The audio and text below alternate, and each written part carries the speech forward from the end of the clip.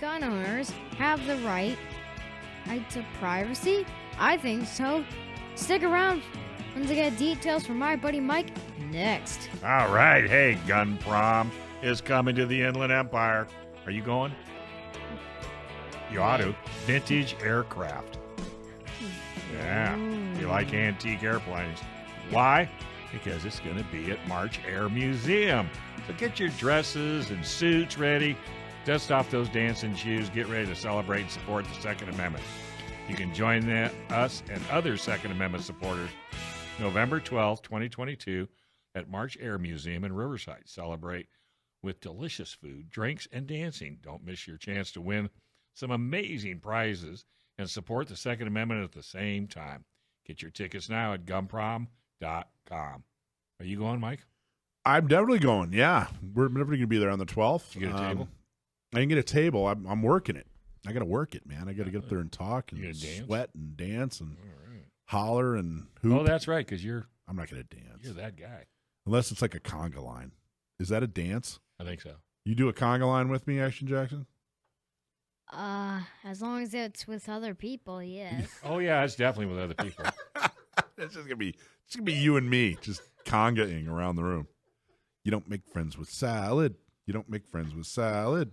See, that's exactly how it goes. Now, I'll be stuck in his head the rest of the night. Yeah.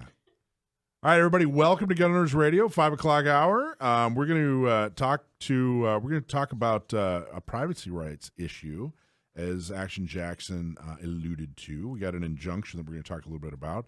And in the next couple of segments, we're going to talk to Amy Robbins and Antonia Oakfer about the gun rights or women's rights conference that's going on here in San Diego at San Diego State. Hey, are you moving to Canada with me? No. You got new gun laws. In Canada? Yeah. Oh, yeah. You want to go? No. That's a bad gun law as opposed to a good gun law. There is no. There is no good gun law. I know, right? Well, there's a couple things going on. First off, let's talk about – there's three things I want to talk about real quick. I was on KUSI again this morning. Yes, Dave, I seen you. how did I do? You did wonderful. Yep. Except you didn't mention the radio. I got yelled at for not plugging the radio show. That's okay. I'll let you slide. You did a really good job, and Jason did a good job interviewing you as well. Yeah, so it was about, of course, the voter guide, and it's pretty straightforward. It's pretty right in line with what you would expect. But the part that some people, not everybody, but there's a significant portion of folks in San Diego who have been trusting the Republican voter guide for years. And that's great. They did an okay job. They're, for the most part, the few people that they endorse are very similar to the ones that we've endorsed. Of course, the one big difference is the sheriff's race. So I talked all about that. I talked about that Thursday morning. I talked about that Sunday morning, both on KUSI. And really just want to make sure that people understand that, yeah, the Republicans usually get it right, but they didn't this time. Well, they just went party line. They went straight party line. There was one guy running for sheriff. Doesn't matter what his views are. They endorsed him because they had nobody else, and he's not pro Second Amendment. Mm-mm. Now he's running around telling people, "Oh, hey, gee, I'm all for the Second Amendment." But so that's what Hillary Clinton said too. She says she supports the Second Amendment. And Obama said he supports the Second Amendment. The reality is, John Hemmerling is made a career in the city attorney's office down in San Diego. He's given of gun grabbing. He's been advancing the gun violence restraining orders, not just executing them or standing by while they've been executed. He's actually gone to other law enforcement agencies to teach them how to make them standard operating procedure. He's been on this show where he said, "Oh yeah, these are a good thing for gun owners." He was shocked that you questioned his ideas and why he does it. He's nothing but bad news when it comes to gun owners. But then, even furthermore, we've uncovered even more. He's threatened journalists. He's just really bad news. He's not a good candidate, and that's okay. The Republicans are people too. They're not perfect, and they made a huge mistake when it comes to sheriff this time. So vote for Kelly Martinez. She's been extremely helpful with everything that we care about when it comes to gun owners. We worked with her, we've talked to her, we've brought up questions and concerns, and she's addressed them.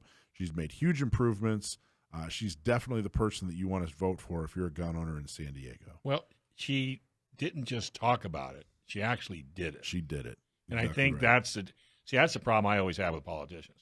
when I get in, I'm going to do this and this and this and this and this. And when they get in, they go, I'm not doing anything. That's the thing. I was talking to someone, and they said, gee, she's a Democrat. I'm afraid she's going to turn into a gun grabber. They said, okay, so you're afraid she's going to – first off, I'm afraid every politician is going to turn into a gun grabber. How many Republicans have done that? Every single one I'm afraid of. Every single one. So you have to be vigilant. You have to, hold their feet to the fire. But what you don't want to do is vote for a guy who has actually professionally been a gun grabber because you're afraid of the other candidate might turn into a gun grabber. I mean, if you look at not their words, but their actions – Kelly Martinez has been fantastic, so that's why we endorsed her unapologetically, wholeheartedly, full-throatedly. Kelly Martinez for sheriff. Let everybody know.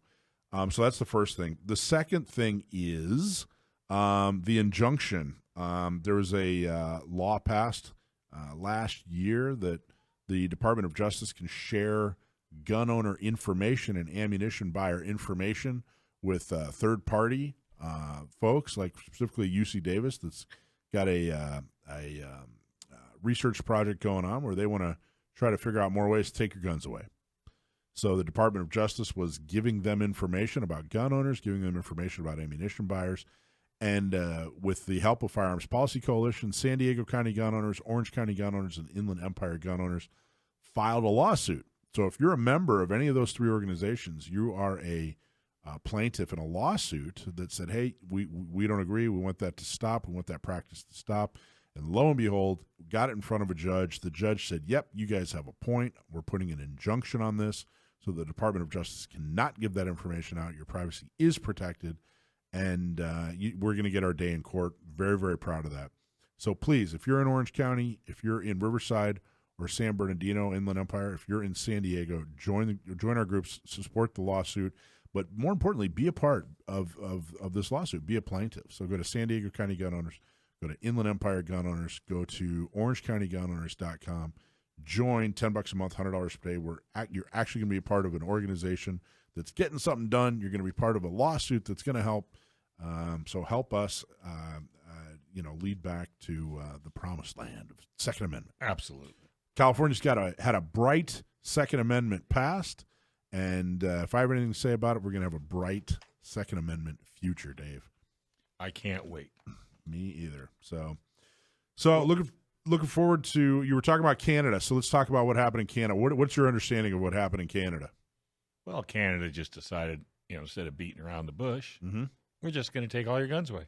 Well, just about. They put what they did is they halted all sales of handguns, and their prime minister, who is viciously, extremely anti-gun, just said, "Yep, you know what? We're going to stop sales of all handguns in Canada right now for no reason."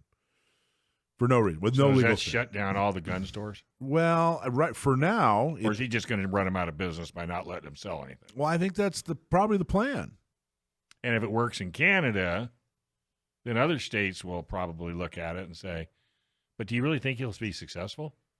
Well, in Canada, because they don't have a Second Amendment. And they certainly don't have organizations, like ours and the NRA and Gun Owners of America and all these other organizations that fight and say, it's funny. I see people say, hey, you guys said that Obama wanted to take our guns, and we had 8 years of Obama, and he didn't take any of our guns. Yeah, because we fought back. Hello. It's not because he didn't want to. One of the first things he did when he got into office was propose he was actually pointing at Mexico and the problems they were having with their corrupt government and their drug cartels. Didn't they give some guns to Mexico? They did. Yes, they did. A couple of pistols. And said, hey, we want to start banning guns. And we said, nope, not going to do that. We're going to fight back. So anyway, that's what's going on with those three situations. Very, very proud of our endorsement, very proud of our injunction, and of course, deeply ashamed of Canada. Thanks for watching this clip from Gun Owners Radio. You can watch us live every Sunday from 4 to 6 p.m. California time, right here on our YouTube channel, or if you're in the San Diego area, you can listen to us on 1170 a.m. We're also available on your favorite podcast platform for free. Don't forget to like and subscribe so that you can help restore and protect the Second Amendment, not just in California, but across the country.